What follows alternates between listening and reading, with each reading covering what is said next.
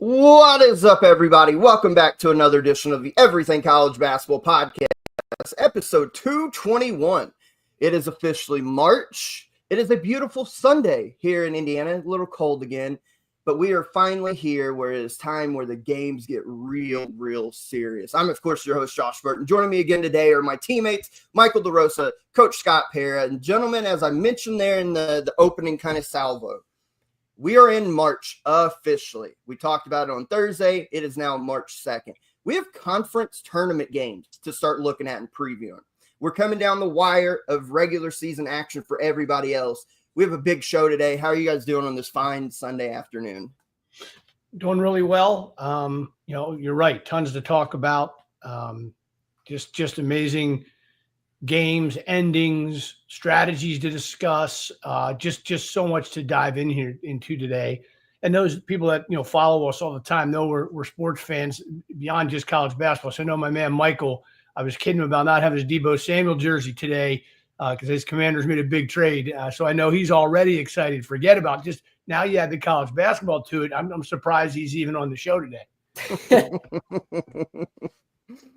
Yeah, no, doing well. Watched some good hoops yesterday. Are you guys boxing fans? Did either of you guys catch the Tank Davis fight last night? Yeah, so I used to be years ago. Yeah. So you know me, I like combat sports. So yeah. Yeah, I mean, I knew you were watching the WWE last night, Josh. So you definitely have some take on Rock heel turning. But Davis at one point, this was round 8 or 9. I think it was round 9, if I remember correctly, but not 100% sure. But he Roach throws a 3-piece, hits him with it. Davis takes a knee, and it's like, okay, that's a knockdown. Like, that's a big deal. Yep.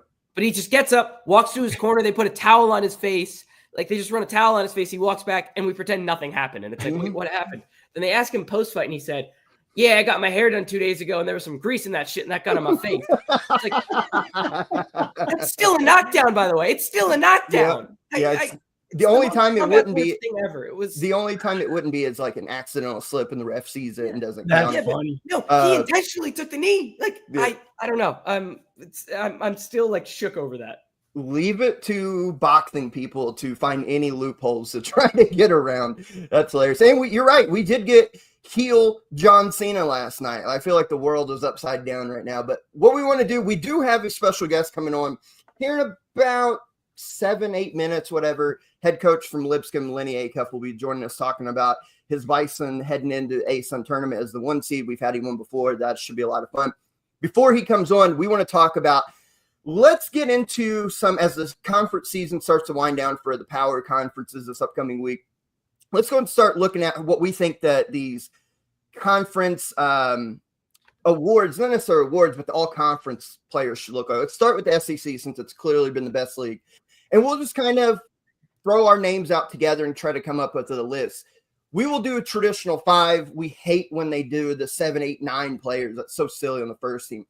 But let's Janai Broom's number 1 on that list. He has to be number 1. Throw me some names who you think are deserving of the all SEC first team honors. Well, look, Walter Clayton. Yep, that was my first one. I know Texas is underachieving, but Trey Johnson is ridiculous. I think he's got to be in the mix, yeah. But then you got Lanier and Ziegler from Tennessee. This is a really tough call, like first team. But I'm just throwing names out. I know Hubbard. What about Williams at Kentucky? Right, we talked about him. There's a lot of guys. Josh Hubbard, right? Yeah. How do you get to 5? It's really hard, fellas. I think Amari, if he's not first team, he is right there in the mix because you're talking about conference play, Michael. Like the dude's had a triple-double as a center. Yesterday he shut down the number 1 player in college basketball right now as far as Janai Broom goes. Held him to 9 points, and most of those came when he was not guarding him. And he had a double-double basically in the first half to throw in like 7 assists. I think he's been phenomenal. He should probably be, if he's not first team, he should be second team. He deserves kind of those praise right now. Who do you think the 5 are, Michael? So 4 for me that stand out. It's Broom, Sears, Clayton, and then one of the Tennessee guys, either Ziegler or Lanier. Yeah. Like you're poisoned. Then it's who do we put on that 5th spot? Like if there's anyone on Missouri, it's like probably not Wade Right. Taylor, I don't think so. But if Texas doesn't have Trey Johnson, there might be 0-18. That's also very true. But Good also, point. I mean, if we're only going with 5 spots, or coaches, are you really going to put a guy from there whose team isn't going to make the tournament in all likelihood and has 5 wins? Yeah, It's like that. That's where it comes at you. Yeah, Josh Hubbard. Yeah, I love Josh Hubbard, but I mean Hubbard, and I think most people would say Wade Taylor, but he missed some time, and he's been so up and down. I don't know if he's played at that all first team level. I agree. I put him below the line. Yeah, Josh. If you had to pick one Kentucky player, is it Williams or is it Ortega away? It would be Amari, because as Ortega's so up and down. Like, he's been steady, but here lately against the 2 Alabama schools, not his greatest performances. Then you see what he did at Oklahoma. Amari Williams, I don't care. Lamont Butler out, Jackson Robinson done for a year. We'll talk about that. This team has 3 or 4 fewer wins without Amari Williams and what he's able to do. I think Amari's got to be that guy. But that's a hell of a second team for sure. Yeah. By the way, Asa Newell can't be far off. Asa Newell, yeah. That's a good second team, right? He's a second team maybe guy. You talked about Missouri. Tamar Bates has been phenomenal this year for the Missouri Tigers. I mean, Colin Murray-Boyles, like, if we're going the Trey Johnson route, like, South Carolina has been awful, but he has been phenomenal, and he's projected to be a lottery pick. He's been really good for them. He's a hothead, but do we put Chad Baker-Mazara on one of these teams? Look, I'm thinking another Auburn guy, too, because being that good, you almost have to have 2 or 3 all-conference players. Do we all agree Broome, Clayton, Sears are 3? Yes. Yeah. Okay, which Tennessee? Let's go. Come on. Who are we taking? I would go Zakai. I'd go Zakai. I would go Zakai, 2-way scorer, defender, and he's more steady. Lanier will give you 30, and then the next night give you 2. Okay. Ziegler, you kind of know what you're getting. And it's a legacy award. Like, he's been there for time. Like, you're going to put him on the first team. And who's the 5th one?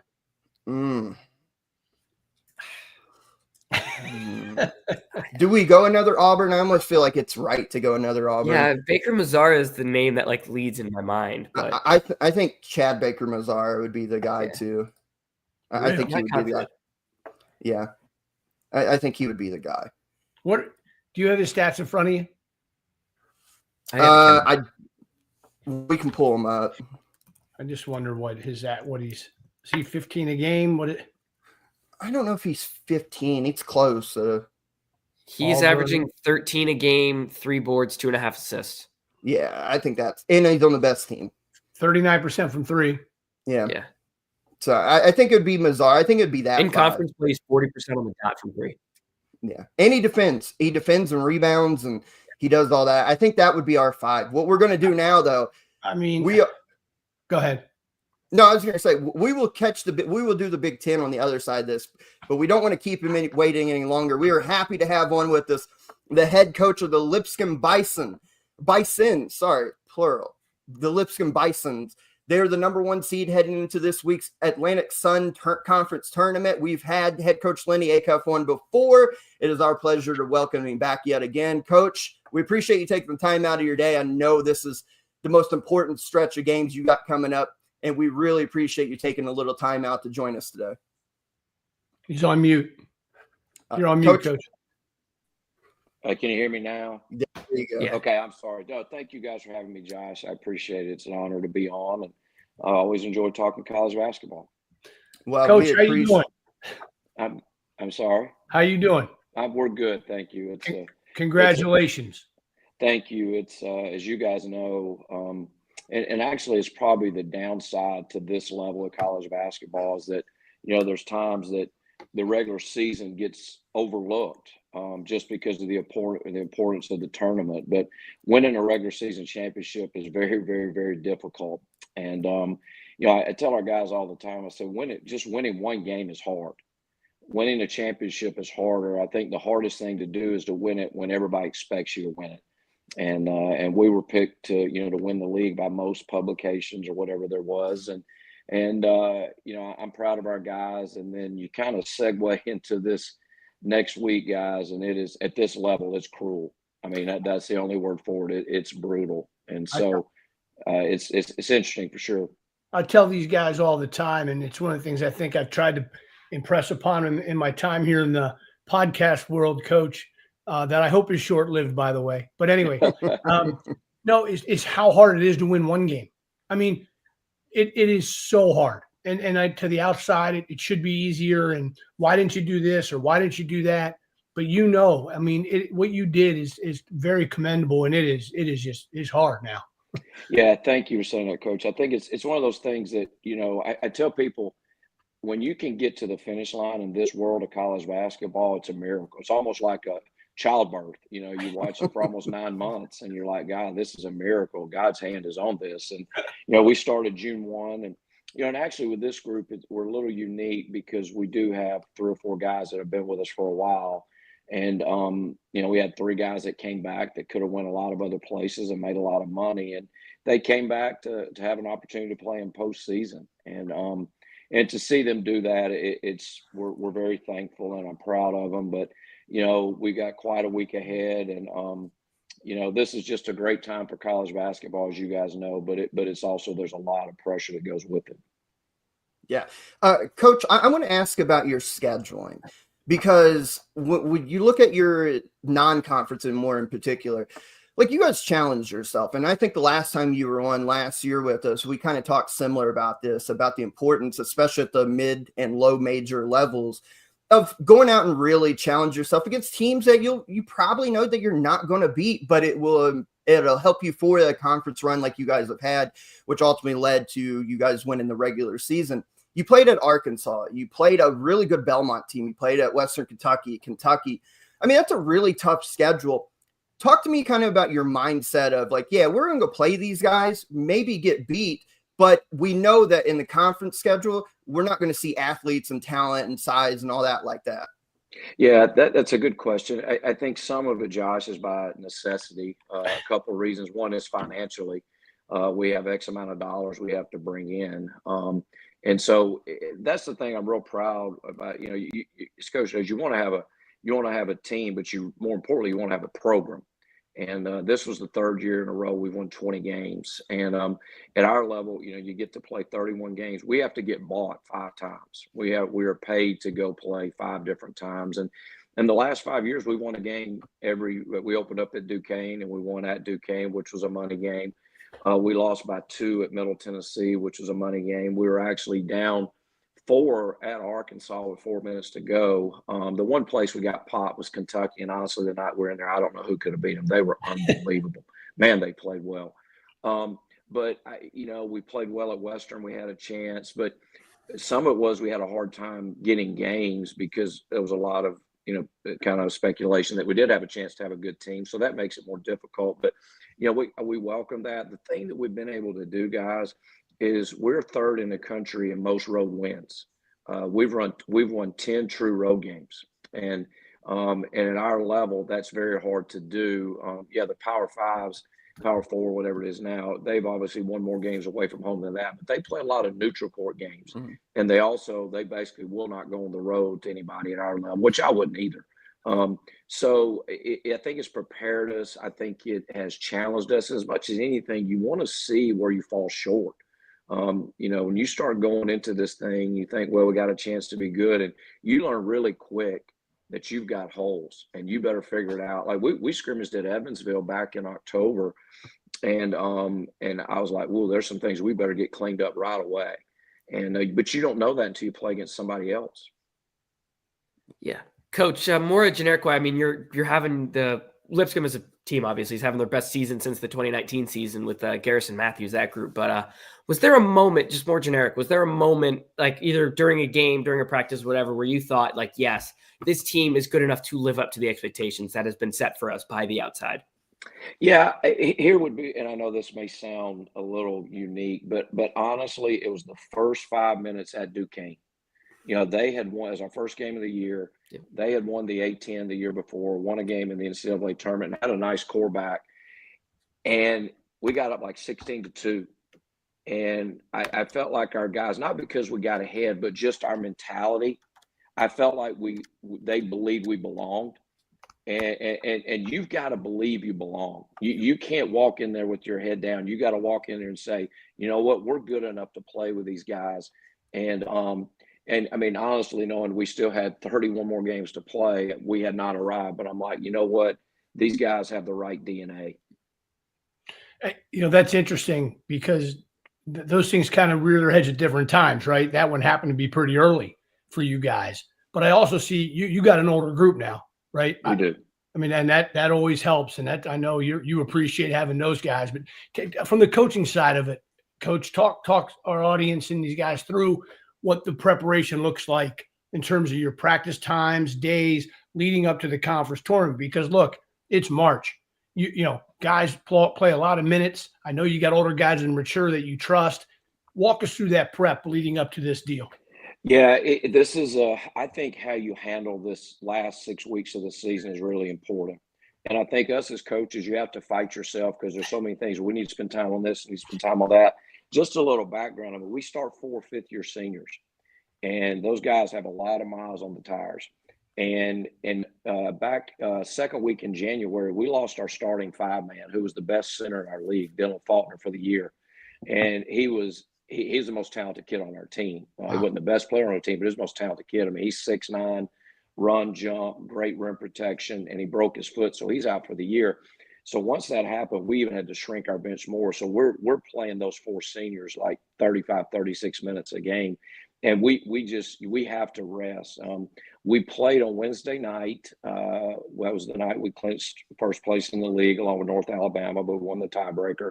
We gave them off Thursday. We did practice pretty hard Friday. We gave them off again yesterday.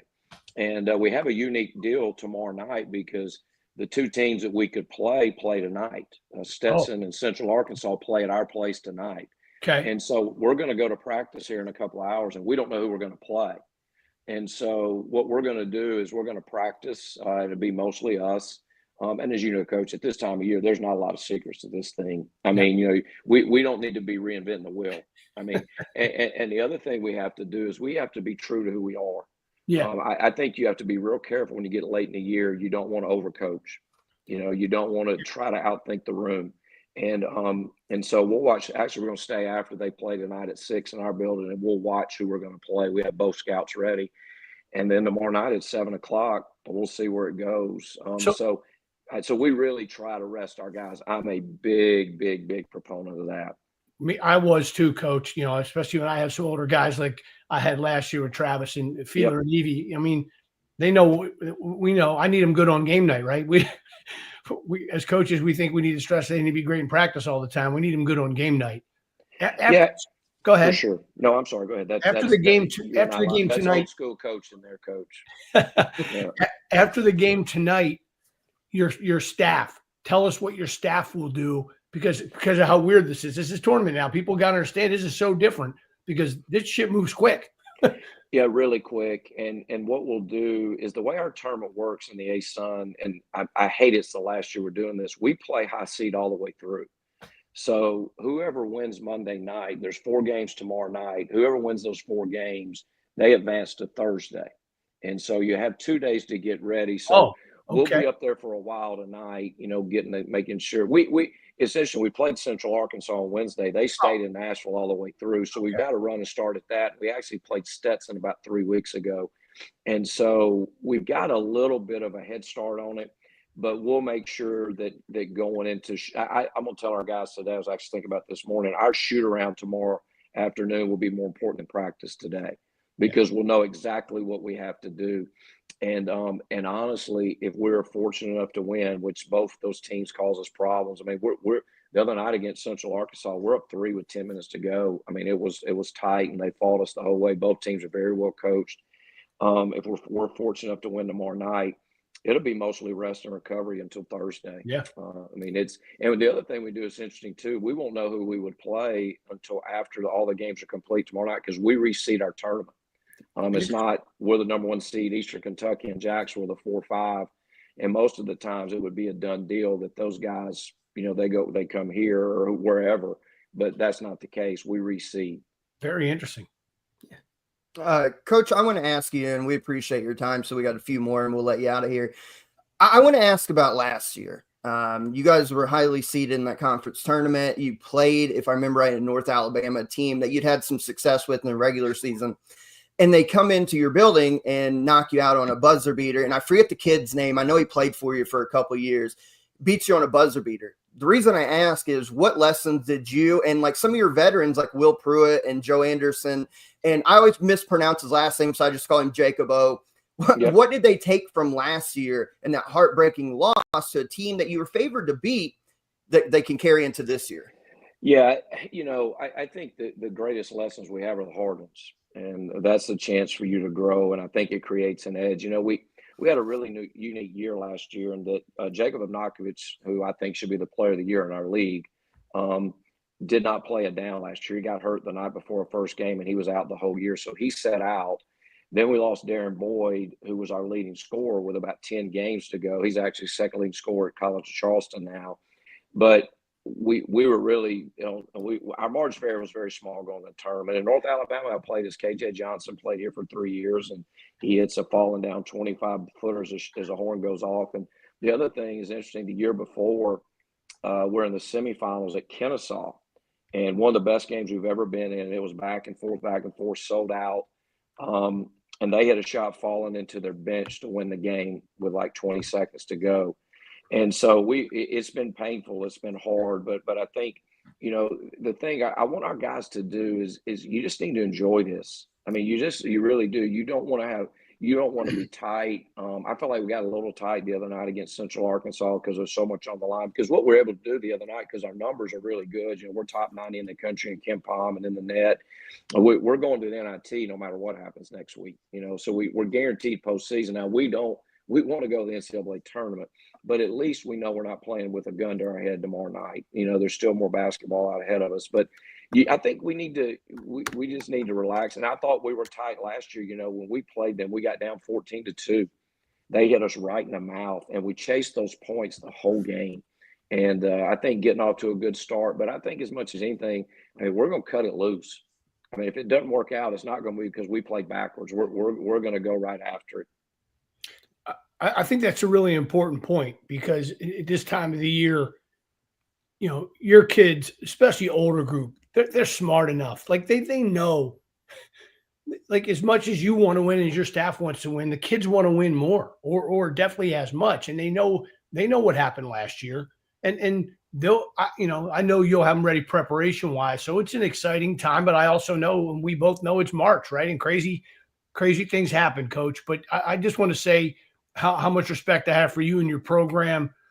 Just tremendous what you've done there, and how much fun you are to watch. I'm a big offensive guy, and really enjoy watching you guys play. And I just wish you nothing but luck here in this run, and hope you guys get going here and have a great week. Coach.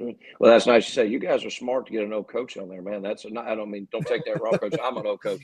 And but you have good offense when you have good offensive players. That's the secret. Is there is no secret to this stuff. But the one thing, I'm glad you brought that up, Coach, because I would love to win. I'm human, but I can promise you with the purest of heart, I want to win for these kids.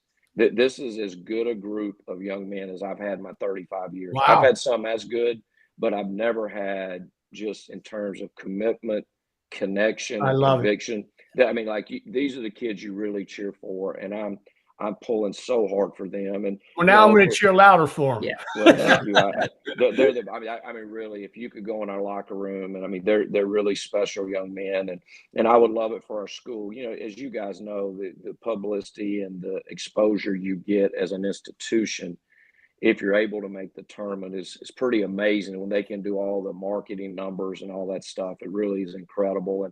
And relative to size, our commitment's pretty good to men's basketball, and it's important to our school. And so, we're going to try really hard, but you don't want to try too hard. You just got to make sure you stay in your lane and trust your habits and your fundamentals. Well, Coach, we appreciate you. And we were one of those publications, by the way, that picked you guys in the preseason in our magazine to win the league. So thank you for making us look smart there. And we wish you the best of luck in this conference tournament. We've talked about some of the heartbreakers last couple of years. As well as we do how difficult it is, whether you're the favorite or not. We wish you the best of luck. Hopefully you go out there and give them hell, get to the NCAA tournament. And we've said it for a while now. Michael and Coach will testify when we talk about your team. you guys get to that dance. You got a style and the way you play and the veteran leadership that the right matchup, we may be putting Lipscomb into the second round. That's all. Let him worry about tomorrow night. I tell you what. I'll defend you, Coach. I'll defend you. Thank you, Scott. If that works out, I will be glad to come on here next week and talk about that. But we are not going down that road right now. I promise you. We are trying to figure out how. I told our guys on Friday. I said we got one game left, and it's Monday night. That's it. That's all we got left. Hey, thank you guys. Hope you have a great day. Appreciate what you do for college basketball. Wish you guys all the best. Thank you, Coach. Best of luck. Thank you. Man, Lennie, we've had him on before. Like I said, we had him on last year. He was awesome. I actually met him. So I was covering the Bellarmine Lipscomb game in person. Went down there to originally see Scotty Davenport's team play. I'm right there on the press row on the floor, and there was a bad call. And Lennie comes over to me and my brother Peyton and was like, "You guys know college basketball, right? Was that ball out of bounds?" And I was like, "Coach, you're right."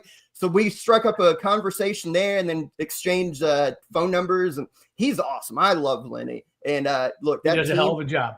Look, I know he don't want to hear it because the coach thing. If they can get out of this conference tournament, I'm telling you, they will give somebody hell in like a 4-13 game or 3-14. They will give somebody hell. That's a good. I just knew I had to cut you off. I didn't want him even thinking about that. So those things are, as coaches, we try not to let our brain go there. Yeah, I was about to say the exact same thing. It's like, Josh, he's got 3 games he's got to work through, man. Hey, brother. They got to win a lot of games before we get there. Hey, brother, I've got to put it out in the atmosphere for them. This is my role over here at media now. Right. I can do that, right? I can do that. Real quick before we move on, Coach was awesome. We wish Lipscomb the best of luck, sincerely. The Big Ten, real quick. Let's do their what we think their all-conference team is. There's a number of players. I think Braden Smith's got to be the number 1 player on that list. I think John Tanji's got to be on that list. From the 3 remaining spots, who do you guys see? Michael, I'll let you go first this time. I think TKR has to be on that list too. Interesting. TKR my 3rd. Yeah, he just does too much. Then the other 2 gets tough. I love watching Danny Wolf play. So Danny Wolf's going to be on my list. And it's going to be weird because Michigan State's going to win the league. In all likelihood at this, that was really premature. I should not say that at all. Michigan State's going to be up there to win the league. What about Derek Queen? I know you've loved Maryland all year. I do love Derek Queen. Derek Queen's probably the name I'm going to go with. But then, if Michigan State wins the league, is there a world where they win the league and they don't have a player on the first team? Yes, because we've talked about Michigan State. How do they win? They win as a unit. If there's one player, it's probably Jace Richardson, right, as a freshman. But if they win as a unit, and by winning as a unit, Coach, nobody really stands out. No, that's been their MO all year. You're right. So you're saying Braden, Tanji, Wolf, Queen, TKR, Michael. I think so, yeah. I don't know what Dylan Harper's numbers are, but they're really good. Yeah. I think I could go. I'm gonna go. I'm gonna go Harper over Derek Queen. Ooh. Okay. See, I would keep Queen and take TKR off and throw Dylan Harper. Like my 5 would be Braden Smith. Yep. I mean, when they're good though, right? They're good. Because put it this way, would Maryland be as good as they are without that big stud in the center? And the answer is probably no. Like they would be good with Julian Reese and some of these guys, but without Derek Queen, Maryland is probably on the bubble without him. That's all first team for me. Well, he's really good. I watched him again yesterday. I mean, kids. I watched him play Penn State. I think we're really close in that Big Ten. I can agree. I would probably go Harper, Queen, Wolf, Tanji, Smith over TKR also, but there's arguments to be made for sure. Interesting. We will. I pulled up his numbers right now. He's not going to make the first. He's not going to make the first team. But when do we start talking about Jacoby Gillespie as a first team All Big Ten? I had him on there too. Yeah, he's on my list. So is Vlad Golden, by the way. Yeah, Vlad Golden. Oh, that's great. A good one too. Yeah, it's crazy. No Illinois players at the beginning of the year. We would have swore Yakachonis would have been on. If he didn't get hurt, I think. He missed 4. How many games did he miss? He missed a few, right? I mean, he missed a few. 3, 4, 3. I mean, what about old boy from UCLA, big kid that can really shoot? He missed 2. Yakachonis did, and then Bilodeau. Bilodeau, thank you. I couldn't think of his name. He's good. He's really good too. Yeah, and Bilodeau could be on that list. Too. So always fun to keep an eye on. On Thursday's show, we'll do 2 more conferences as we start to wind down the regular season. But let's look back to this weekend of games. Number 1 team in the country, Auburn, came in and played the number 17 ranked Kentucky Wildcats in a game where I felt like Kentucky needed to show up. Realistic, I know we picked them. Realistically, they probably weren't going to win this game. Jackson Robinson was out. We find out after the game he's done for the year, which really sucks for him as a kid because this is his final year. It's going to hurt his NBA, whatever NBA draft status he has, because he's not going to be fully healthy post-surgery until they said like the beginning of June. Really going to kill him. And from a Kentucky standpoint, like you're taking a 6'7" shooting guard that can really snipe from outside, do a lot of things. So I thought early on in the game, Kentucky held on. Like Auburn jumped them early. Kentucky rallied back and got it to 6 multiple times. And there was a play in the game that I thought completely flipped everything. And that's 3 minutes before halftime. Lamont Butler drives down the left side of the lane, goes up, right? How many times with nobody in the gym do you go up for a layup and maybe that arm comes back? He makes contact with Chad Baker-Mazara in the face. Clearly a basketball player. He didn't swing it. He just went up to protect. They call a flagrant 1.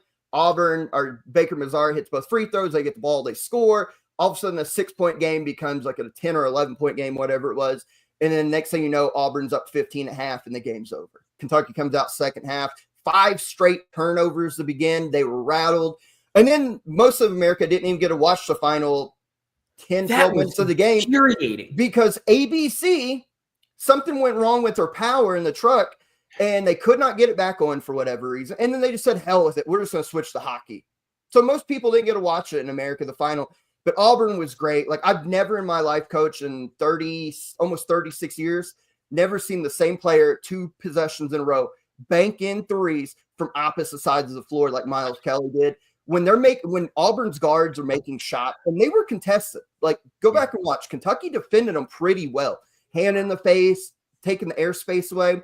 And Auburn players just made shots. They held Janai Broome to 9 points, nothing in the first half. Could not get him going. They just made shots. And when Auburn's guards are going to decide to play like that, there's not anything anyone in the country can do with them. Auburn rolls. They get another big-time win. Secure an SEC championship yesterday. I want to hear your guys' thoughts on all of it. Well, number one, I did not see that game. So I'm listening to you talk. You know, obviously some things happened there at the end of the half. We got sideways, started the second half, turnovers will kill you, and they made shots. The only cool part of that game for me was seeing Broome's reaction in the bus or wherever they were, watching live when the kid for Tennessee made the shot to clinch the title for him. But Michael, go ahead. Dylan Cardwell singing Rocky Top was hilarious. That was hilarious. But yeah, I mean, I watched a little bit of this game. I had it on like usually when I'm watching games like over the weekend, it's like, okay, I got this game and it's like this game's late. It's on my TV. Then like on the big screen, it's like, okay, I got 1 or 2 games up there. I had this game on there and it's like I saw like the play, the flagrant 1. It's like by the letter of the rule, I think it was the right call, but like it does suck. Like it's just how the rule is written. Like I don't blame the rest for that. It's more just the way the rule is written stupid. Yeah. They don't let them play basketball anymore. It's so dumb. So like, that was on top of that, Michael, how many monitor reviews in the first half did we have alone? We had like 6 or 7 of them. I don't remember what game it was. I was reading something, but there was a game. I think it was the Grand Canyon. I read this. I wasn't watching that game at the time, but like they did the jump ball, called a foul, and they reviewed something like in the first like 30 seconds of the game. Oh my God. Absurd. Yeah, but in this game, Miles Kelly was 9 of 14 from 3. I don't know how many times you're getting that from Miles Kelly, but I thought, I mean, it's Auburn. They're awesome. To your point you mentioned earlier when we were talking about the All-ACC teams, Amari Williams did a very good job with Janai Broome. Janai Broome missed a couple free throws. Like, he was just kind of off, and I think part of that has to be the defense he was faced with. But, yeah, really the main thing for me is I couldn't watch the last 14 minutes of game time of this game. Like, I was watching it through ESPN Plus instead of, like, through the ABC because I'm not back home, so we don't have, like, cable or anything. ESPN Plus just gave me the technical difficulty thing for 15, like the entire rest of the game. And it's like, okay, I pay for this. Maybe they'll fix it at some point. Then like I check my phone. It's like I had a game on the TV. So it's like, whatever. It's like passively watching. I check my phone and it's like, no, there's 4 minutes left in the game. It's like, this is not coming back. It's like I sat here with that on my screen for 30 minutes waiting for it to come back, and it never did. Kentucky found themselves for ESPN Plus, by the way. Real human dollars go to ESPN Plus for them to have technical difficulties on everything.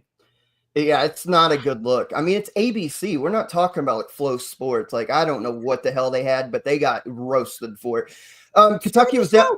Kentucky was down 22. They got it down to 13, and then that's when the game went out. But plus, then I got a phone call from Amanda, who had been in a car wreck, a deer hit her, so I had to go make sure they were all right. So I had kept up with the game on Gamecast, but here's a couple thoughts. Like, Kentucky, silly turnovers. Like, there was a couple times Auburn just literally picked the pocket of a dribbler. But the majority of those 18 turnovers were not looking where you're throwing the ball. It gets thrown or picked off. Not catching a simple pass because you're trying to turn uphill too early and it goes out of bounds. Not be able to dribble. We've talked about this all year. Yeah. Going hard to the left, dribbling it off of your leg, live ball turnover. So turnovers killed Kentucky. They only hit 4 of 17 from 3. Meanwhile, Auburn was 12 of 26. Like, you have to beat a team like that, you have to play damn near perfect, and they did not. I thought that they played hard. They didn't play smart. And to a lot of that was Auburn. They completely, as beautiful as that offense is, they switched everything, and it threw Kentucky for a loop. Like, they have the athletes and the depth. They can switch everything. They're high and wide. They're blowing up the zoom action. They're blowing up ball screens. Their handoffs, they're blowing it up. This is the one thing I'll say about the Kentucky zoom action, coach, and you can agree or disagree. It's beautiful when it's running. The pin downs coming off their handoffs, getting downhill, finding shooters in the corners.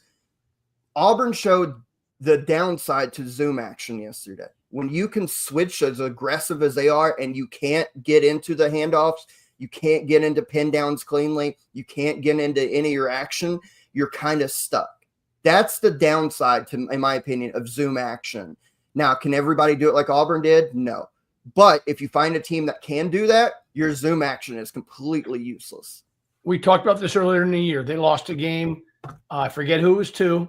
And we had a very similar discussion about how physical the defense was with them, not allowing them to free flow and get to those actions, and it hurts Kentucky. So that's obviously the game plan against them if you have the athletes and the toughness to do it.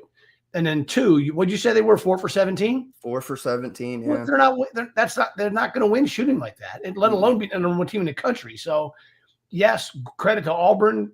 They did the right things defensively to take them out of the things they like to do and made their shots difficult. They only shot 17 threes, which is also a low number. So, you know, the Auburn's game plan and defense obviously was better than Kentucky's. And if they go 4 for 17, they're going to have a hard time.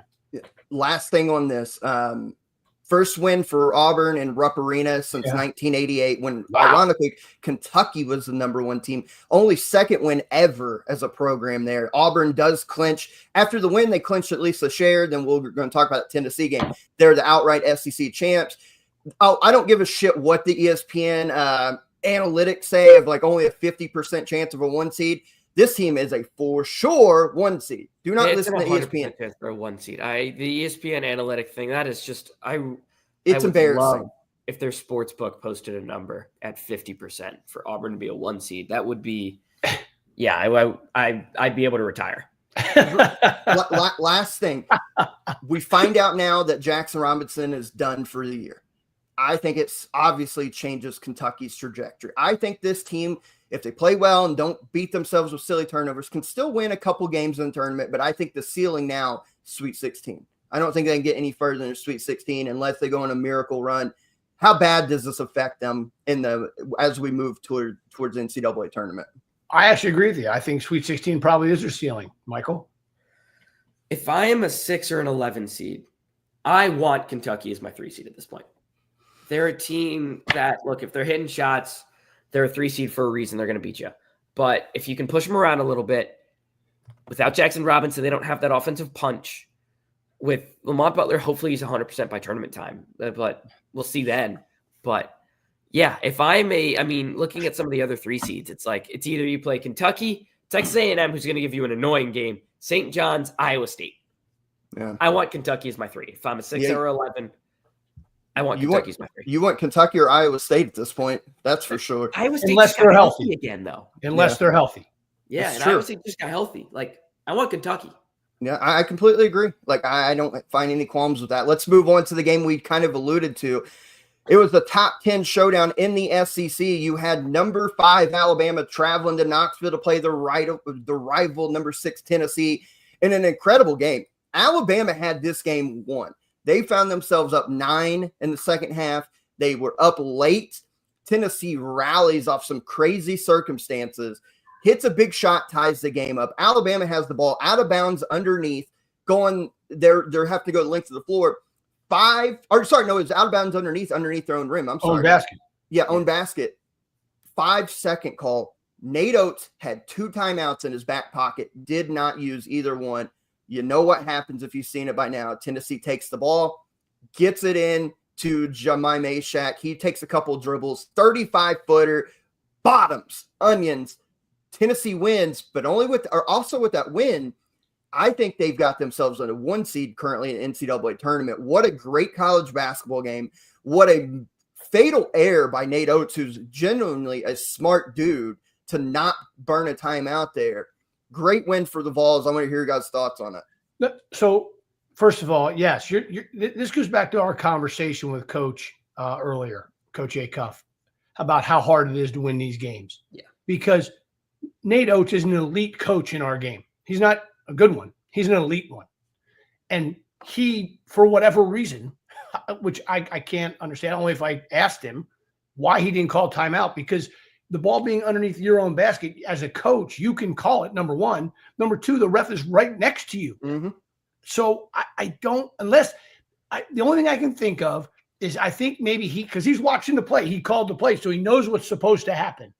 Maybe he thought he saw something about to open. He thought the guy would just hit him and he wouldn't have to worry about it. It's the only thing I can think of. But once that thing gets to almost 4 or at 4, you got to call it. So that's the first piece to it. Then the second piece is the craziness. And I texted you guys as soon as I saw the play. I was watching Coach Barnes. Yeah. Coach Barnes is trying to call timeout. The ref doesn't give it to him. The kid hits the shot. I'm like, what just happened? This is unbelievable. Yeah. You got it, Michael. You got to give Tennessee a lot of credit too. Nobody's really talking about it. They suffocated Alabama on that inbounds or out of bounds underneath. Like, they did not allow anything to open up. And I think that froze. Who was it that was taking the ball out of bounds? It was LeBaron Filan. I think it just froze him in the moment because the crowd's on him and getting, But then the shot, and then what Coach said, I didn't even see Coach Barnes. I didn't either. Because I'm watching the shot and I'm watching all that. And Coach texted us literally, it was like, watch Rick Barnes. So when they showed the replay, I'm looking at him. He's screaming at the trail official. Yeah, he's screaming at the trail official.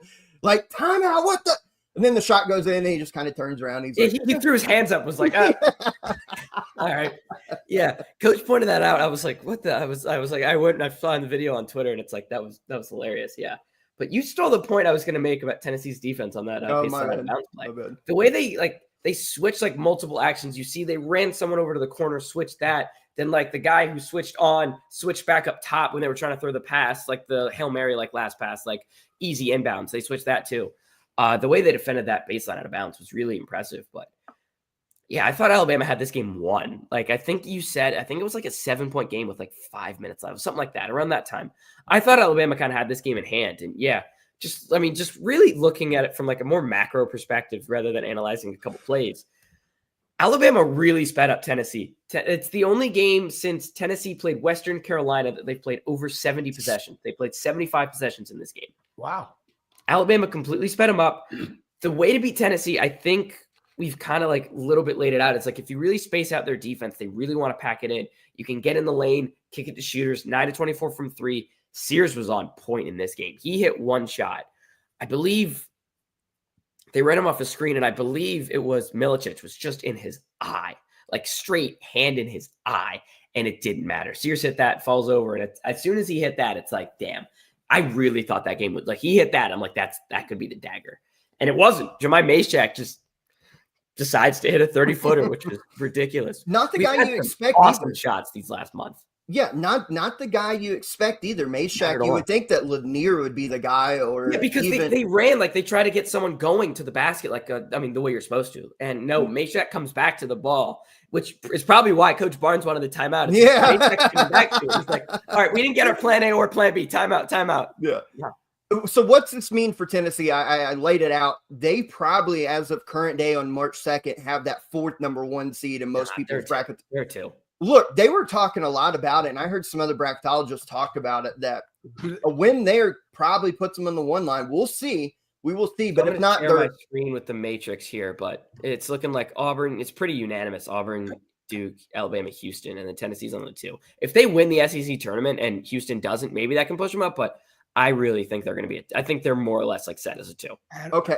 Well, at the very least, it puts them closer to the 1 line. 100%.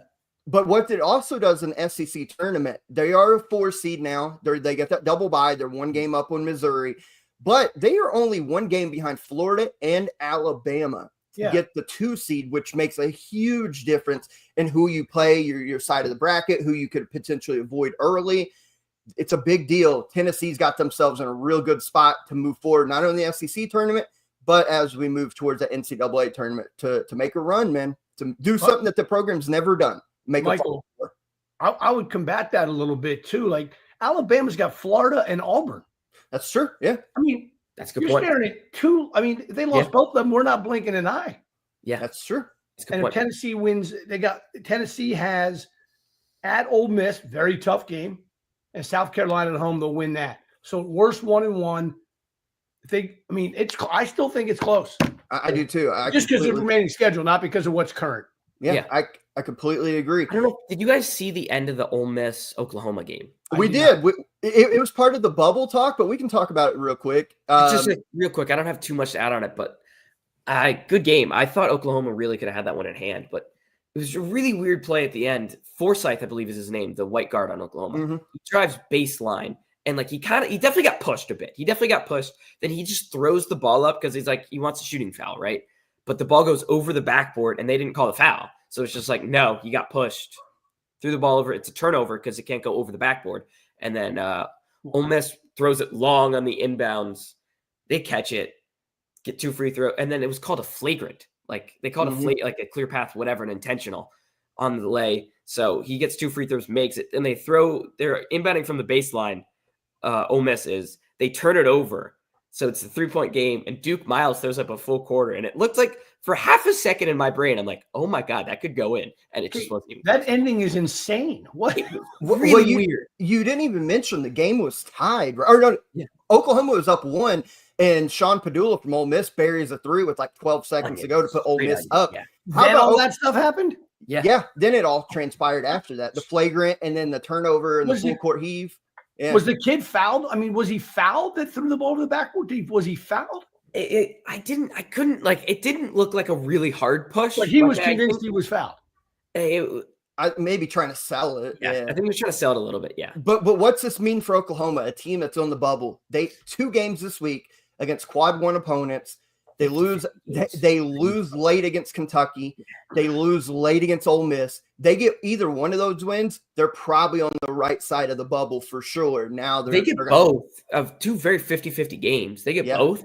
They're probably a lock for the tournament. Oh, 100%. Wow. That's how the fine margins are when we get this time of year. A couple others we need to talk about. I put it in the title here. St. John's clinches an outright Big East regular season championship with a 71-61 victory over Seton Hall yesterday.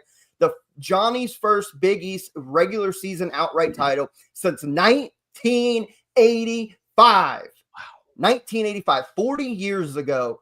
But Rick Pitino's squad gets it done. We talked about them and how good they possibly could be earlier in the year when we saw them play in the Bahamas. We've talked a lot about them, but they get the job done. They come out of the Big East. They are 26-4 now, 17-2 in the league. Outright Big East champs, Coach. I don't see how Rick Pitino's not towards the top of the list for Coach of the Year. Phenomenal job. I mean, there's no way around it. The only criticism I have of him is cut down the damn nets. Yep. I mean, the kid, I agree. Whatever. I mean, cut down the nets. 1985. Come on. Yeah, because it's not guaranteed for St. John's. Like, when Rick's there, Likely St. John's will be good as long as he's there. But there's not a guarantee that you're going to win the regular season again. That's my only criticism. You're doing pretty well. Yeah. Michael? And he went on a podcast, pardon my take, and he said, like, pretty much, if we go really, really well this year, like, let's say they make a push to a Final Four or something like that, he might retire. He just might want to go out on top. And it's like, so if they do that, let's say they get to an Elite Eight, which means you're not cutting down nets unless you win the Big East tournament, of course. He retires. They don't really have a succession plan after that. This is your one time to cut down the nets, and he didn't. No, but then he'll be back in Lexington. My prediction at the beginning of the year will be right. I can see it. They're a really good team, and how about really, really good team. Johnny's have the NCAA I tournament. didn't even think they played particularly well against Seton Hall. Like they played fine. They struggled for a while. Yeah. The Johnnies 26-4, 1 point loss, 3 point loss, 1 point loss, 2 point loss. 4 losses by less than 11 points there or whatever it is. That's insane how good they are. We'll see if the momentum continues to roll. I mean, I don't know how you play Marquette. Obviously, they want to win that and continue to rise up the seed list and all that. But you've got the regular season wrapped up. Does he try experimenting some stuff, knowing that this game's not a throwaway, but kind of is now heading into the Big East tournament? We'll see how that goes next Saturday. But Big East regular season champs for the first time in 40 years outright, St. John's. Congratulations to the Red Storm fans. A couple others. Kansas blew another opportunity. Now, we talked about their 3-game stretch in the year, Texas Tech, Arizona, and Houston. They needed to try to get this one yesterday at home. They led for a good portion of this game. Texas Tech goes on a run late to win 78-73 in Fog Allen. That is another loss at Fog Allen Fieldhouse. The Kansas Jayhawks fall to 19-10, 10-8 on the year, and that was their third loss at home, which is so rarefied air for that to happen. They were not ranked for the first time all year this week after being our preseason number 1. They will remain unranked. And in the Big 12 tournament Big 12 standings now, they fall 2 full games behind BYU and Iowa State, who are 4th and 5th in the conference. They're only 1 game up on Baylor and TCU, so there's still room to fall. And assuming, let's say they lose both of these last games to Arizona and Houston, even a team like West Virginia and Utah, who are 2 games behind them, could surpass them. We're talking about a Kansas, if everything goes wrong, heading into the Big 12 tournament with 12 losses and potentially in the Big 12 tournament a 1, 2, 3, 4, 5, 6, 7, 8, 9, or 10 seed. Coach, this is so weird to see Kansas like this. It is, and obviously, people in Lawrence are flipping out. And I saw all the stuff that happened with the kid the kid on Twitter, and then Bill Self released a statement, and I mean, everybody just needs to calm down. I mean, look, they're having a down year for the expectations. Nobody wants that to happen. They didn't see it happening, but like Bill's statement said, look, they're concentrating on the next game. They're going to try and finish strong. They have enough talent to make a run in the Big 12 tournament and maybe win a game or 2 in the NCAA tournament. But at the end of the day, this Kansas team just isn't that good. And they need, see how they finish. If they can finish strong, great. At least be some positive vibes. If they get upset early, it's going to be a, oh my God, end of the world scenario. And then Bill Self will find a way to fix it and it'll be good again. Yeah. So it's just not their year. They're not having a good year for a lot of reasons that we have talked about on this show previously. Michael, I did not like their final possessions there. The one, they I know obviously they felt like they got hosed there on the kid from Texas Tech gets trapped, stepped out of bounds, but they called the foul beforehand. You had bottles thrown on the floor. Then they turn around right after that same out of bounds play, get a steal off of it, have a chance to tie the game up. And the best look they can get is run 10 seconds off the clock and Zeke Mayo panic and force up a double clutch contested 3-pointer that was airballed. Like, it's so weird just to see Kansas, who we forever have seen execution late in games all year long, not be able to execute when it matters. And the refs, you're right. They got that call on that Texas Tech, like the trap wrong. One thing, yeah. Connor's a little pissed. He's a little upset. Yeah, Connor's pissed. I'm sorry. Yeah, Hunter Dickinson had a blatant double dribble that they missed. This was around like 4 or 5 minute mark. Like it was one of the most obvious double dribbles I've ever seen. I don't know how they missed it. But yeah, you mentioned I didn't like the end of possession with Zeke Mayo. But really, I think the take from this game, Texas Tech outplayed them. Like, Texas Tech was the much better team the entire game. It would have felt really bad for Texas Tech if they lost this game. Toppin got in foul trouble. He fouled out. He only played 22 minutes, so that was definitely an advantage. And KJ Adams, I thought on the Kansas side, was excellent in this game. 21 points, 13 rebounds, including 5 of those offensive. But Texas Tech took 43 threes in this game. Oh, my That's God. a lot, bro. How many they make? 15. So they shot like 35%. So, like, It's not bad. nothing great, nothing crazy. But, yeah, it's very clear Kansas was just going to pack it in. Texas Tech was more than willing to take shots. And off the bench, I'm going to give this kid credit again because I really love his game. Christian Anderson, 15 points, made 5 threes, 4 rebounds, 6 assists, 0 turnovers, 2 steals for the freshman. He needs to hire you as his agent. A couple other games I want to talk about just real quick. We don't have to go full in depth because, to be honest, they were blowouts. Iowa State, you talk about getting healthy. They beat a top 25 Arizona 84-67. And then in a top 15 showdown in the SEC again last night, game day was there.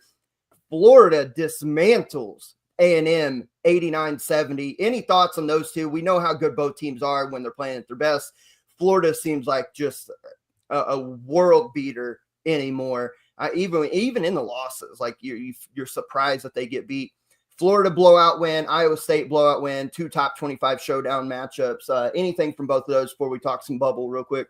Just my take on Florida is, I'm anxious to see the bracket because I think they can go all the way to the title game and maybe win it. I think they can win it. And then the Iowa State, look, you want to see them be healthy, right? They're good when they're all healthy, and that's why you hate to see the kid for Kentucky get hurt, be out for the year. But when Iowa State's healthy, they're really, really good, and if they get that back, they can make a run too. Yeah, I'll take the Iowa State game. Lipsy played really well. It was awesome when he's like finally got guys around him. Keyshawn Gilbert was clearly like still coming back. Like he wasn't his full self, but like how many minutes did he play? He played 23 minutes, so he was. That's a good number. Yeah. He didn't. He was 2 of 8 from the field, 7 turnovers. Like he's still getting like the basketball stuff under him. But yeah, when Iowa State is fully healthy, I still think they're a top 5 team in the country. So they're a team I'm going to pick to go pretty dang far in the tournament. I'll tell you that much. And Florida, yeah, they're a national title contender. Yeah, they're really good. Let's talk some bubble teams and how they fared. We already spoiled the Oklahoma one. I'll read off some results here. You guys tell me what stands out, if anything. You talk about a team who killed all the momentum they've built over the last couple weeks in one performance. Arkansas goes to South Carolina, and they don't just get beat. They get smoked. Arkansas 53, South Carolina 73. Gentlemen, this was a 30-point ass whipping at one point. South Carolina was up 50-20. I'll repeat that, 50-20. The last place team in the SEC demolishes Arkansas. And I know Arkansas, Adu Thero is out. It's clear that if they do not have him back and healthy, this team is not good. They're just not good. South Carolina destroys Arkansas. It'll be very interesting to see where the Hogs, I know in most bracketologists, they had them in the last 4 buys. Does that knock them all the way out? Not just last 4 in. Does it knock Arkansas all the way out? Because that's a bad loss. UNC. Mike, go ahead. Do you have that? You have your bubble. Do you have that chart? I like when you bring that. Yeah, I got you. Give me those metrics. Yeah, this is this is just a combination of like every bracketologist out. It's just a horrendous performance, Josh. Yeah. So they were down like 18-2 to begin the game. Yeah. So this isn't updated. So like we can see like the dates here, like 3-1, but for the most part, people haven't. That was heading into yesterday. Yeah. Yeah. So this is where it was before, but like, yeah, they were right here. Even someone had them out, but like, yeah, this is definitely going to drop you down, especially because, as we'll get to, some of these other bubble teams had some pretty good performances over the weekend. Yep. Wow. Well, you just highlighted Georgia. Georgia goes into Texas and wins 83-67. The Longhorns just continue to lose. They lost South Carolina earlier. And it wasn't that close. It was not close. Wasn't close. Georgia fighting their way back into NCAA tournament contention. I would be curious when the new stuff comes out tonight or tomorrow. I think the Bulldogs, if they're not in, they're probably right there in the last 4 4 out. I think the Bulldogs, you know how I feel about this Georgia team. Like, I think there's the talent there. Yeah, they've underperformed at times. They're 18-11, but there is talent there. Their last 2 wins, home against Florida, on the road against Texas, two pretty good wins, and they play South Carolina and Vandy to end the year. Wow. Georgia's got a chance to get in the NCAA tournament. North Carolina, 92, Miami 73. The Tar Heels have now won 5 in a row.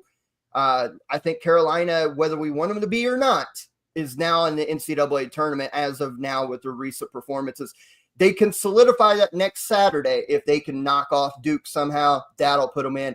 Indiana continues their kind of little hot stretch of play here. They go to Washington, last place in the Big Ten.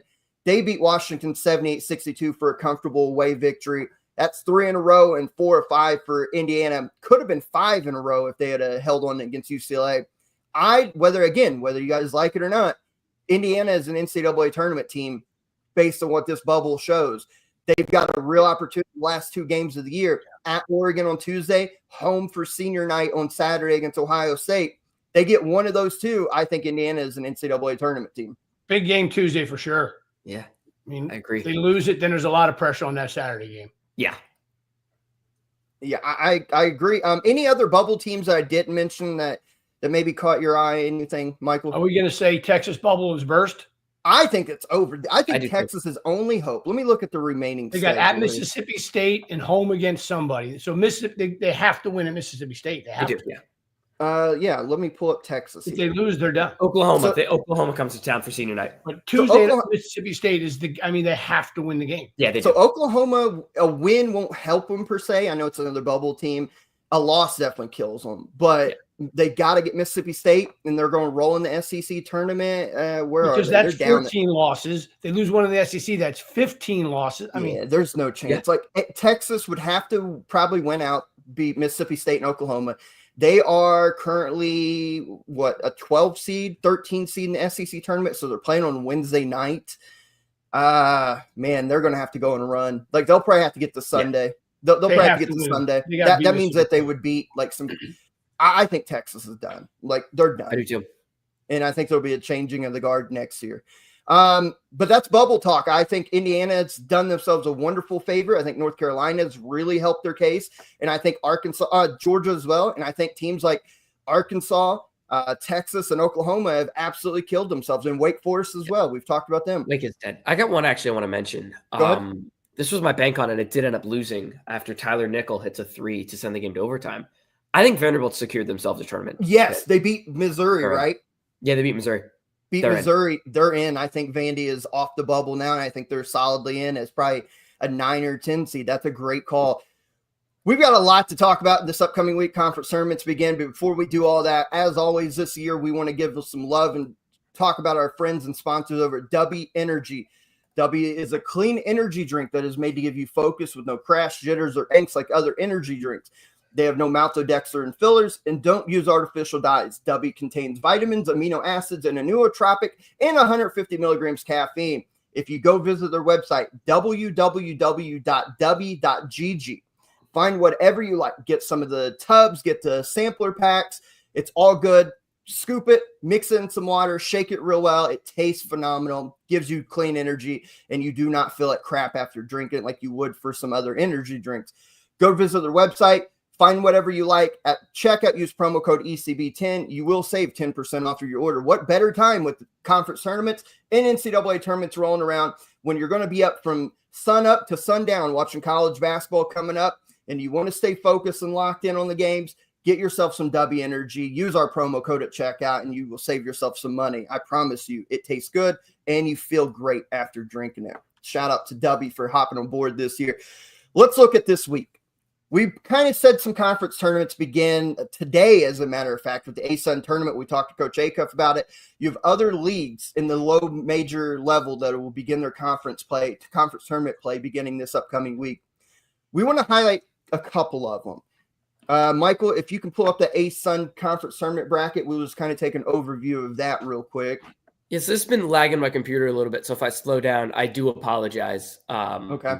But I will be sharing my screen right about now. I have too many tabs open, so I'm going to have to close some.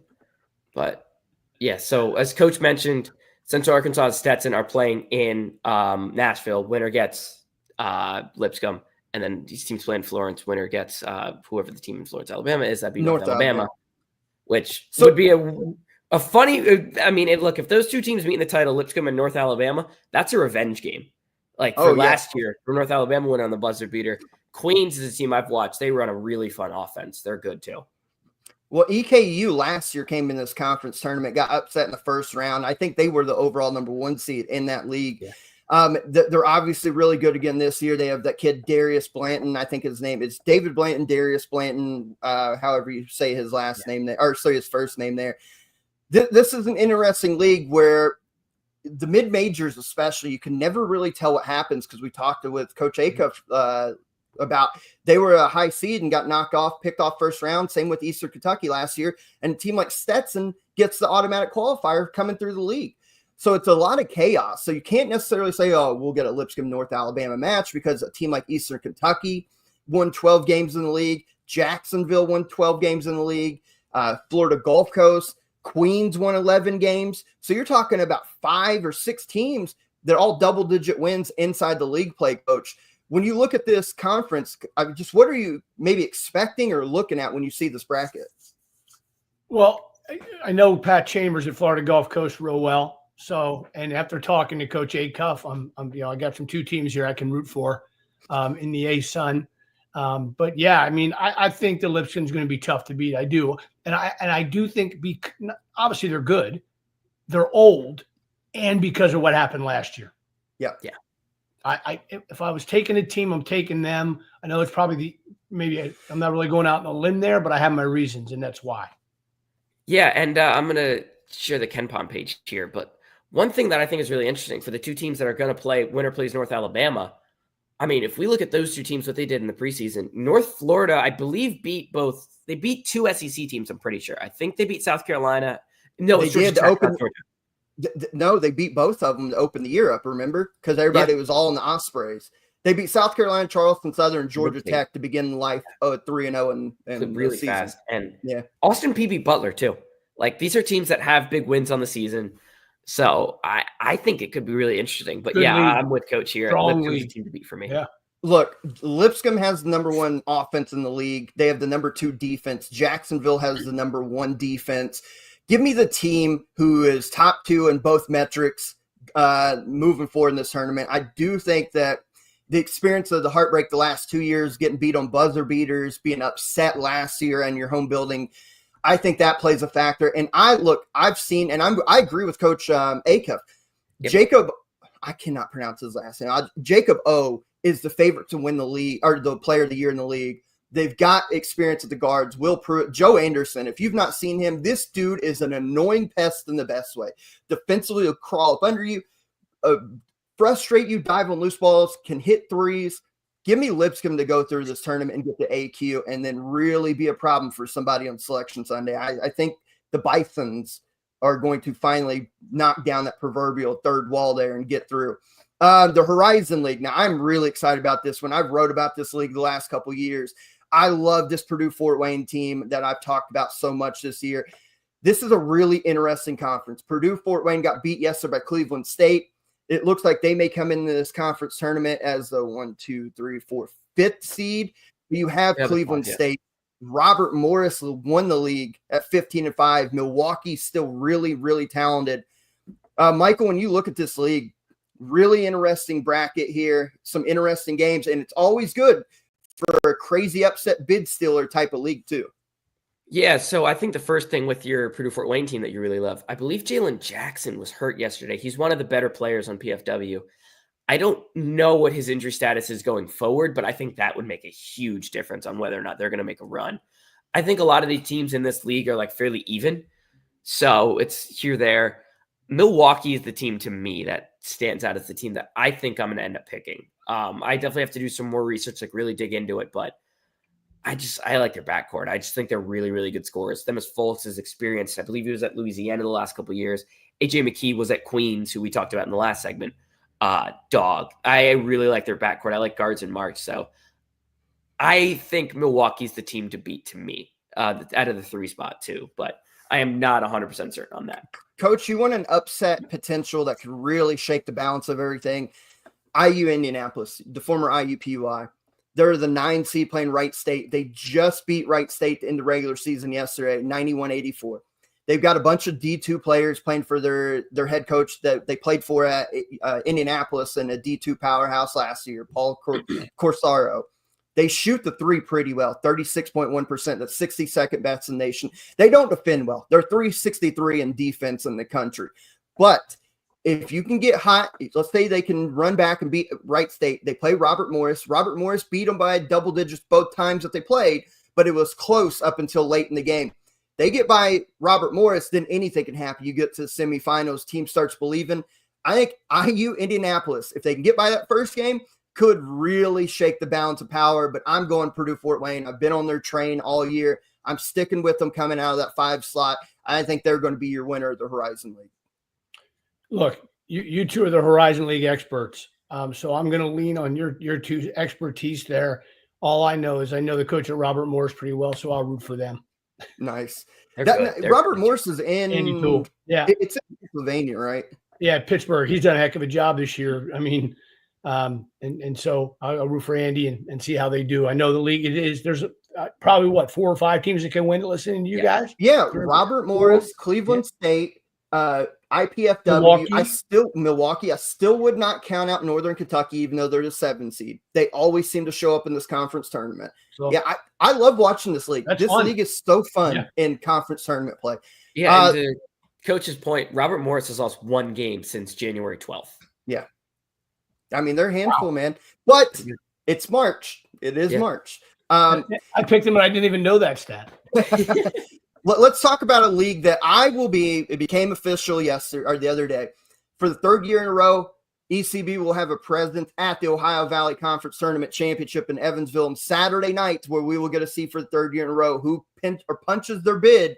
And I think if I remember right, the OVC is always the first bid punch of the year. Yeah. They play their conference championship on Saturday.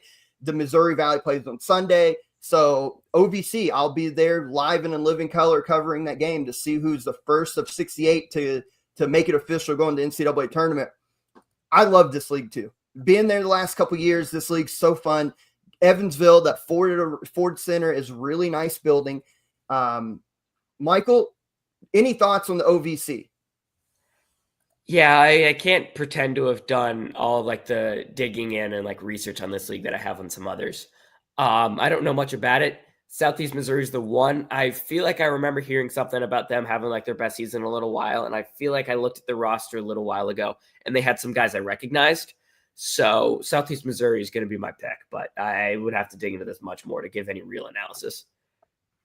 They won it 2 years ago. They beat, I think it was Tennessee Tech. John Pelfrey coaches Tennessee Tech. Me and Peyton were there live for it. Really incredible game. Buzzer beater to send it to overtime right in front of us, and a game winner that happened like right in front of us. Incredible game. Simo and Peyton. They have this kid real quick, just because I would forget if I let you keep talking, so I apologize for cutting you off. They have this kid Rob Martin on Southeast Missouri. I've never seen anyone faster with the ball, and I watched. They came to Butler last year.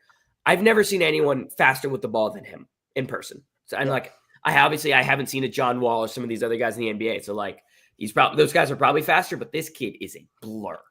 We had head coach Brad Korn on that same year for a tournament, YouTube exclusive. Peyton had an interview with him, talked to him. He was really nice to us.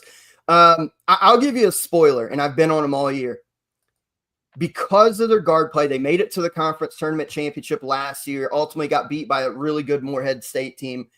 They're only 18-13. You look at that conference tournament bracket, I think they're coming in as like a 4 or 5 seed. They win their first game. They will play SEMO in, I think it was semifinals, or quarterfinals. Little Rock with Jonathan Lawson. And is KK Robinson is he not playing anymore? No, okay.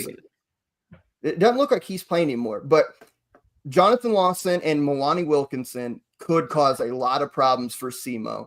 They play good defense. Their offense really struggles. Ironically, they shoot the 3 pretty well, but they play good defense. I think if you're looking for a spoiler, Little Rock can come out of the OVC, but I'm going to stick with the favorite. I'll go SEMO as well. Oh, I thought somebody had something to say there. Big South real quick. Michael, if you can pull that up real quick, we can talk about the Big South and then move on. Hey, give me a hot second here. It's, some of these leagues, it's like you have to like click into like 3 things to find the bracket. Yeah, it's just the way their websites are and stuff. Yeah. I'll tell you this. High Point won the league by 3 games. They were the overwhelming favorite. There's 2 teams on my radar that could knock them off and spoil it, and that would be Winthrop and UNC Asheville. I don't think anybody else in that league. I know Longwood came out of it last year in a surprise because we talked to a couple of the Longwood players for a YouTube exclusive. High Point's got to win this. We talked about them at the beginning of the year. If they don't win it, then that's a huge disappointment. They've been the best team. They're really talented. I don't see how anybody beats High Point unless March craziness takes over them, Michael. Well, I'm good friends with Griff Aldridge and Longwood, so I'm rooting for Longwood. He's a good friend of mine. Yeah, I mean, they came out phenomenal job there. They came out last year, so I know they haven't had the year this year. And I know that High Point has been tremendous. Yep. And I'd be shocked if they didn't win it. Yeah. I think this year we have less of those like surefire, like these are the teams that are going to win, like Vermont the last few years in the America East. We've had like Colgate every year in the Patriot is like, I don't think those 2 teams are like surefire locks to win their conference tournament this year. I think we've got one, and I think it's High Point. Yeah, I don't see anyone beating High Point. I don't either. And High Point, not only that, they're good enough to win a game in the NCAA tournament. Yeah, I completely agree. Ironically, the only 2 losses High Point took in the conference this year were UNC Asheville and Longwood. So Longwood did get them once this year. Look, anything can happen in these leagues. We've talked about it, and then we'll continue to talk about it. High Point could get clipped by somebody we're not expecting. They're the by far best team. They should come out of this conference tournament, but we'll see what happens. Let's talk about the remaining week of regular season for everybody else. Kansas on Monday night, big Monday, needing a win to just help get some momentum going into the Big 12 tournament. They got to go to number 4 Houston, coach, on Monday night. That's probably the last place on earth that you want to go, unless you're playing Auburn this year, to try to get some momentum. But if they can find a win, this may be the spark needed to get the Jayhawks back on the right side of things. I mean, you couldn't put it any better. There's no play. I mean, of all places they got to come to play these guys in here. I mean, it's just even if you're really good, you're not beating them in here. I mean, so unless you're Auburn, and so Kansas, it makes me a little nervous, like because the bus is shaking already. The wheels could come off Monday night if it gets ugly. And it could. I mean, Houston's obviously outstanding and playing very well. So this will be a very interesting game just to watch, just for psychological aspects and how Kansas reacts and how they play in this environment. To Kansas's credit, if you remember that first matchup back on January 25th, Kansas had that in the bag. Should have won a game. And then Houston goes on in that incredible, like, final 20 seconds to steal it, send it overtime again, and then pulled out a 92-86 victory in double overtime. So Kansas can at least, I would imagine, coach, go into this game thinking, hey, we let one get away. We can play with these guys. We can go in and beat them. But they've got to take better shot selection, and they've got to play for a full 40, not like they did against Texas Tech last night where we played 38 minutes and 50 seconds of good basketball. You got to play a full 40 and get on top of Houston early because, Michael, if they find themselves behind, let's say 10, 11 points early, we know what Houston does. It's like a boa constrictor. They will just slowly suffocate you until you're out of wind. That is exactly what I think happens in this game. Houston punches them in the mouth early, game's over early. I could see it. I would love to say Kansas goes in and gives a good accounting for themselves, but I'm worried Houston's going to just stick that knife in deeper on them, and Kansas is going to just lose all hope. Like, I think it's over with. Houston, Big 12 regular season champs, they're going to be looking to make a statement, I think, tomorrow night. I think they're going to hammer Kansas. Tuesday night, number 1 Auburn on the road at number 10 Texas A&M, who has been struggling a little bit here lately. They have lost. I know they got killed by Florida last night. Where's A&M? They're down to 21 in KenPom. A&M's lost 4 games in a row. You remember a couple weeks ago we were talking about this team, how good they'd been playing, that the team to watch out for? 4 in a row. Mississippi State, 2 of them at home, the Tennessee and Vanderbilt, and they went and got killed at Florida last night. Now they get number 1 at home. Coach, Buzz Williams, he's a phenomenal coach. His teams will show up sometimes when you don't expect them to, but they're going to have to be on their absolute A game tomorrow night against Auburn, make it ugly like they do. And for their sake, they've got to hit some shots. They're not a good 3-point shooting team. They're going to have to make 9 or 10 of them on Tuesday night to have a chance to take down number 1. Yeah, you don't want to have a 4-game losing streak and play Auburn. I mean, that's, there's probably never a good time to play them, but certainly tough with 4 games in a row here. And then it's going to be 5 after Tuesday night. Auburn's just better. I mean, I think by a significant amount. And so even if they don't play up to their par, they get up early and A&M struggles. I just think Auburn wins the game by double digits. Auburn, I think if Texas A&M is going to win this game, they're going to have to turn Auburn over a lot. They're good at forcing turnovers. Auburn doesn't really turn the ball over, though. And I think one thing with the Texas A&M philosophy, which kind of got them burnt, even a couple years ago when they played Penn State in the tournament, if you guys remember that game, with the Micah Shrewsbury, that Jalen Pickett team, Texas A&M really collapses their defense and just says, you got to beat us from 3. And if they do, fair play. But they're going to beat you on the glass. You're going to do all those things. Auburn can beat them from 3. I think this is a really bad stylistical matchup because Auburn can match them physicality on rebounding, and they can hit jump shots. I got Auburn here. Look, A&M, they're going to have to make this an ugly game. They're going to have to drag this and make it where it's like a 2-hour and 50-minute type of game. A lot of free throws, a lot of monitor reviews. That's just how they play, and they've got to do it on Tuesday night. I'm just being serious. And I don't know how you put that in the scouting report. Hey, fellas, let's get a lot of monitor reviews. Yeah, I mean, you can fuck a lot of balls and make it questionable. Put your toe near the line and let's see if we step out or not. Well, fair enough, but you know what I mean. Adding it into like the ugliness. And I agree with you. Yeah. Our A&M though, 2 times only in their last 14 games have they scored 80 points or more. 88 points in a loss to Alabama, 84 in a loss to Vanderbilt. If this game gets above 75 points, they're probably getting killed. And let's just be honest about that. And Auburn could put up 75 with 9 minutes left to go in the game. I've got Auburn going in at College Station and rolling A&M and really putting them on a downward trajectory. Let's go to Wednesday night. We have a couple big top 15 matchups on Wednesday night. Number 13, Maryland. On the road at number 14, Michigan. Big Ten standings on the line here. Michigan is still right in the thick of it, neck and neck with Michigan State for the Big Ten regular season title. Maryland trying to get into the top 4. They are tied with Purdue at 12-6. But you also have UCLA only a game behind those two knocking on the door. Wisconsin's currently playing Michigan State right now, tied at 32. The Big Ten, that top 6 or 7, is in a jumble right now. Big game for both teams. Maryland on the road at Michigan, Coach, on Wednesday night. Should be a really entertaining game.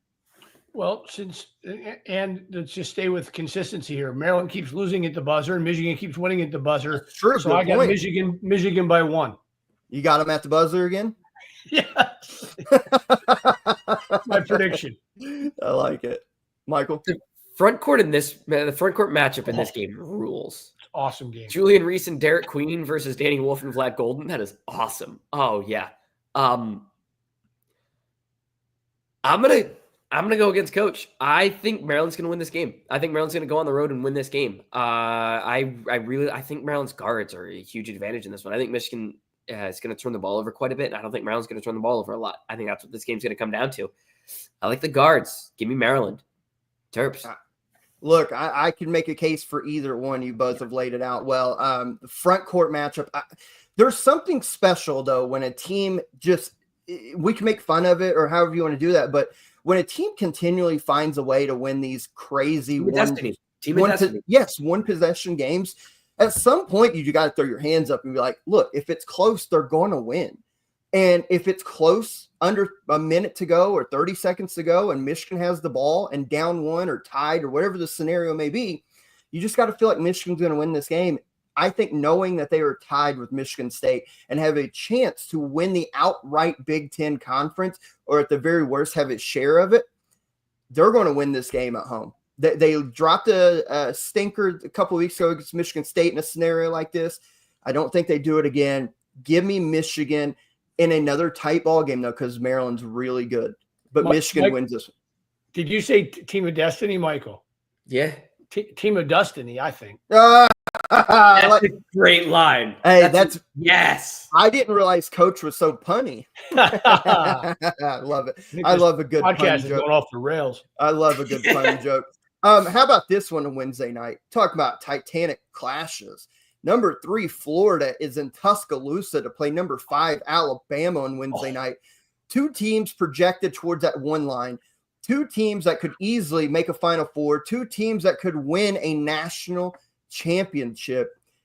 Very similar styles. Tempo will be off the charts. This may be the first of 95 wins this type of ball game. What a matchup on a Wednesday night, Coach. This should be entertaining as all hell on Wednesday. Yeah, I need to clear my schedule for that one. This is must see. Wow. I'm going to take Florida. I am so impressed with them. And that's nothing against Alabama. Like you said, Alabama can get to the Final Four as well. They're that good. But these teams could meet here. They could meet in the SEC semifinals or finals, and they could meet in the national semifinals or finals. So, but I'm going to take Florida. Yeah, I'm not sold on a pick on this game whatsoever. I'm going to go the other way. I'm going to lean Alabama, but I mean. What's Ken Palm say, Michael? Ken Palm has Bama 88-87. Yeah. They've got it nip and tuck as well. I figured it would be 1 point one way or the other. Yeah, I mean, and that feels right. Look, anyone could win this game, and I'm not going to be too surprised. This could go any which way. Look, we know how great the offenses are, but I always say in a game like this, it's not necessarily about overall defense. Who can get enough stops when it matters? We talked a lot about these 2 teams when they played last year, Kentucky and all these offensive teams that have okay defenses. It's not about can you shut them down for 40 minutes because these offenses are too good. You can't. Can under 2 minutes, can you get a defensive kill that can separate you just enough in a game? Florida's defense in conference is second, only behind Tennessee. And they're not terribly far off. Tennessee's defensive efficiency is 100.7. Florida's is 102 flat. So they're not terribly far off. They're the number 2 defense. Florida's offense, too, 36% from the 3-point line. Alabama is 38%, but Alabama takes a little bit higher volume, but can also go way colder than I think Florida can. And tough shot makers from the Gators, paired in the way they offensive rebound. I think Florida's complementary players like an Alex Condon can make better game-deciding plays than Alabama's does at sometimes.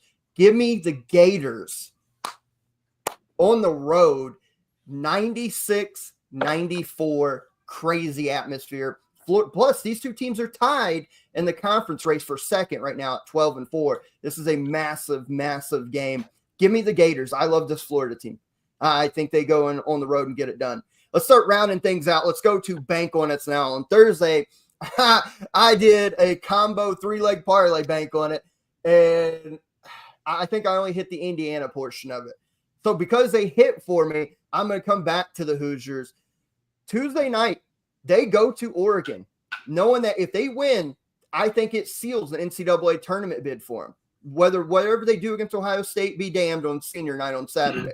They go get a quad 1 victory on the road against a team solidly in the NCAA tournament. They are in the NCAA tournament when you compare them against other bubble teams. Indiana goes and beats Oregon comfortably. They win by 8 or 9 points. They know they need it. They're going to get it. Hoosiers are playing better after that Purdue win, especially. IU wins, seals their NCAA tournament bid or fate. Michael, I'll go again because I know you're never ready for bank on it. You're still trying to figure yours out. So as much as we have been hyping up and on the BYU love train, and they deserve it, they are going to go into Ames and play Iowa State and get smoked. I got Iowa State double digits to seal the 4th place spot and beat BYU.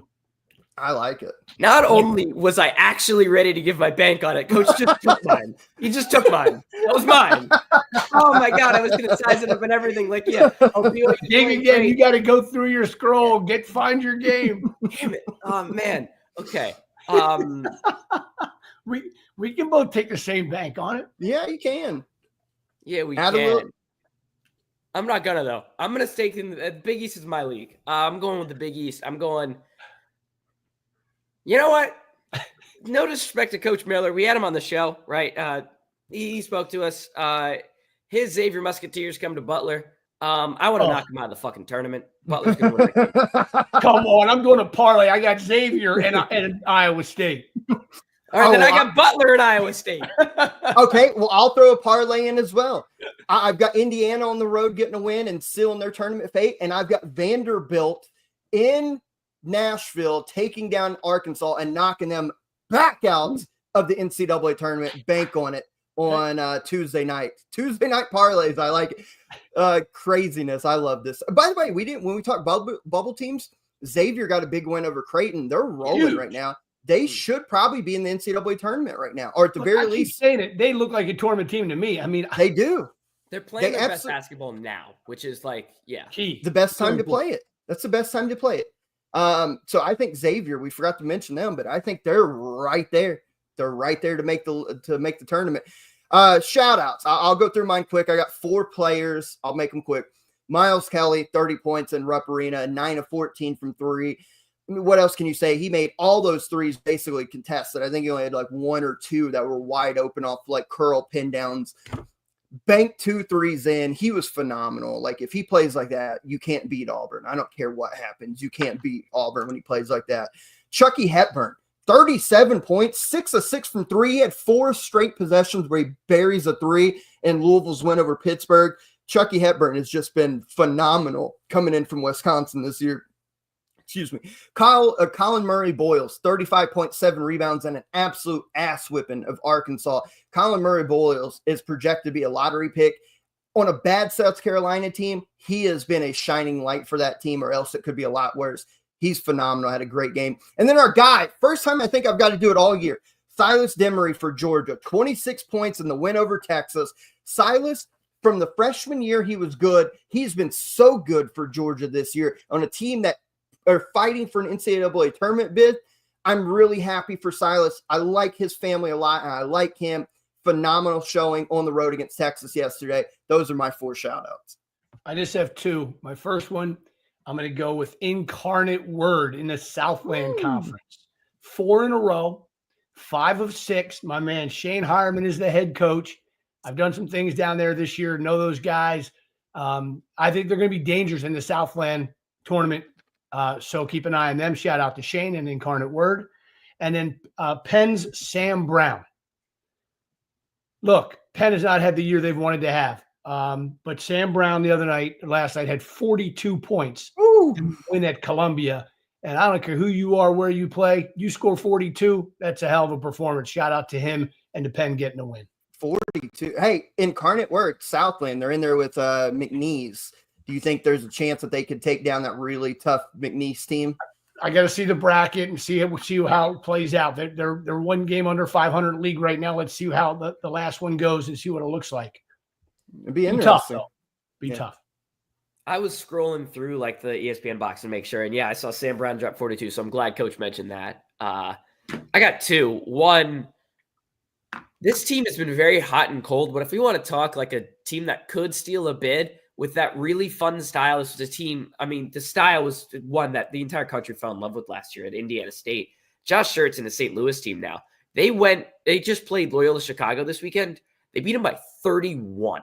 Blue That's a good Loyola team. Smoked them. They've won their last 3. Before that, they lost their last 3. So they're really hot and cold. Gibson Jimerson dropped 33 points. If they're on, that's a team that can steal a bid. They're going to need to shoot the ball really hot for a couple games, but like it's not impossible. So that was one. The other one, Coach Acuff mentioned his leading scorer last year, Darren Boyd, dropped 25 for Charleston in a win. Charleston's a team that I think is, Trevor's a CAA guy, so if we really want a real CAA preview, you give it to Trevor. But I think Charleston's a team that could make a run and could compete for an NCAA tournament spot. I love them, fellas. We are in the month of March. Craziness is about to happen. Conference tournaments. I'll repeat that. Conference tournaments begin today. They will be run through this first week, and then as the regular season winds up for the power leagues, next week we will have full previews of all the major conference tournaments coming at you. On Thursday when we talk, we will be able to talk about the winners and losers of the early games of these conference tournaments that begin this week. It is the best time of year. 2 weeks from today, Selection Sunday, we will find out the full field of 68. We will do that next Monday or the Monday after. Our annual big show for the NCAA tournament shows. It's a great time of year as the season winds down. And don't forget, Saturday, your boy and the ECB crew will be back in Evansville covering the OVC championship, where we will see the first bid punched of 68. I cannot wait. This is a fun time of year. For everybody here, for Michael, Coach, Trevor, who couldn't be here, and everybody behind the scenes, we appreciate you. Stick along with us as we ride through this crazy month of March. It's the best time to be following the ECB. Like our shows, subscribe to our shows, follow us on Twitter. It's the best. You will find the best and entertaining college basketball. And a big shout out to Coach Lennie Acuff taking some time out today as his team prepares for conference tournament action tomorrow. Best time of year, ladies and gentlemen. I hope you're following along live with us. And until Thursday, we will catch you guys down the road. Peace.